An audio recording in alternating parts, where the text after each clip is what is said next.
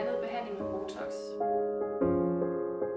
Botox er den populære betegnelse for botulinumtoxin A, som anvendes i både kosmetisk og medicinsk regi.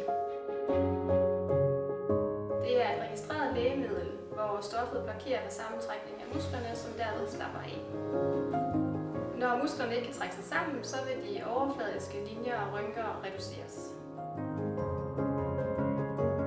Man har faktisk anvendt Botox siden 1950'erne i medicinsk regi, og f.eks. er der speciallæger i nervesygdomme, der anvender stoffet til bl.a. visse typer af hovedpine til såvel børn som voksne.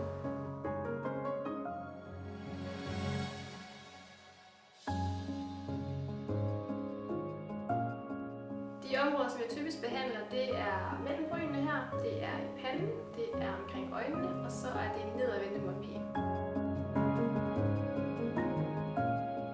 Man kan også reducere rynker på overlæben her. Man kan gå ind og behandle det, man kalder tandkødsmil, hvor man sådan blotter tandkød, når man smiler, og så kan man løfte brynene. Der er rigtig mange forskellige muligheder. Botox kan eventuelt kombineres med en fillerbehandling, hvis rynkerne er meget dybe. Kort sagt så anvendes Botox til at få musklerne til at slappe af, og filler bruges til at fylde ud i huden eller til at genskabe tabt fylde. I forhold til Botox er det rigtig vigtigt for mig at pointere, at man ikke kommer til at se mimikløs ud i ansigtet.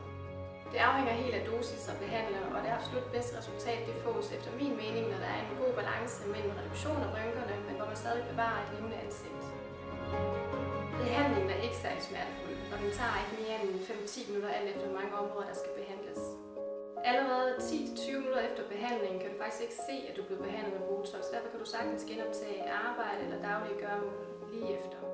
Holdbarheden er typisk på 3-5 måneder, men gentager man behandling med jævne mellemrum, så kan effekten vare længere end det. Du er altid velkommen til at ringe eller skrive, hvis du vil vide lidt mere om vores behandlinger, og ellers håber vi på at se dig på